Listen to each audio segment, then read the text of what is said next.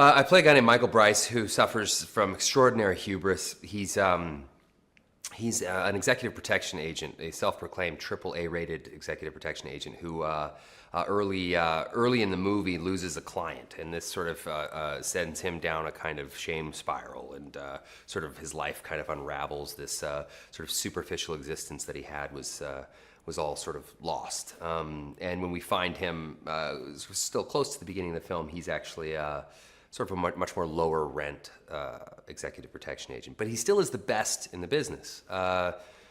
He's just taken a bit of a fall from grace. And he is asked by a former flame of his, a woman that he used to be in love with, perhaps still is, named Amelia, who works for Interpol, that she needs his services immediately. And she's not really asking him for his services, she's telling him.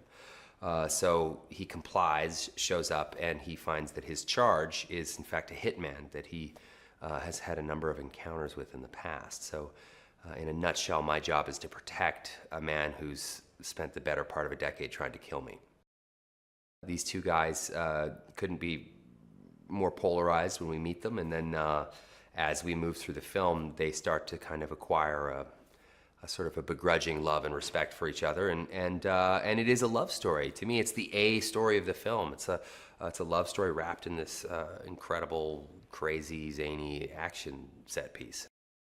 Early on, when I read the script, the first thing I said to my agents and people was, can we get Sam Jackson, because I'd done an animated film with him years ago called Turbo, and they paired us together in the junkets.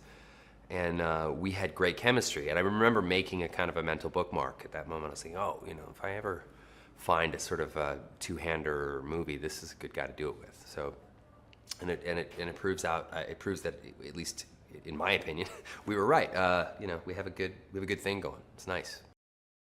There's sort of a heightened tone to this film, and I think an audience is really going to be excited to see that we embrace that tone in a wonderful way. It's you can have these incredible action sequences. They're not necessarily laden with this kind of depressing emotional downward spiral. They're all kind of uplifting and fun, and each set piece is very kind of unique, and each one has a very distinct beginning, middle, and end. And I think audiences are going to really find that it's one of those movies that zips past. That you just, once it's over, you're like, wait, I want 30 minutes more. What I want to see these guys together more. So, we take them on a real adventure.